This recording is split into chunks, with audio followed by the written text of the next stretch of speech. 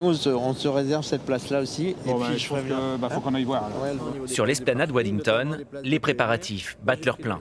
Emplacement des manèges, reprise de la voirie, arrivée du réseau électrique. Le responsable de la mairie est sur tous les fronts. Car Lubrizol ou pas, la foire ouvrira bien dans 15 jours. Il n'y a aucune raison qu'on ne maintienne pas la foire, hein. Vous avez pu faire un petit tour sur le champ de foire. Vous avez vu que le champ de foire est parfaitement en état.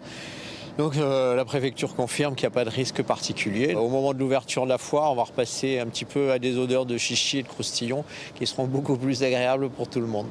Pour l'instant, on n'en est pas encore là, car l'esplanade est à quelques centaines de mètres à vol d'oiseau du site Céveso.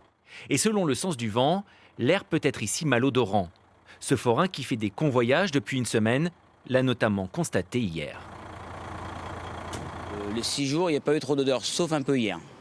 Hier, on a senti un peu d'odeur, mais sinon, c'est la seule journée. Vous avez senti longtemps hier l'odeur?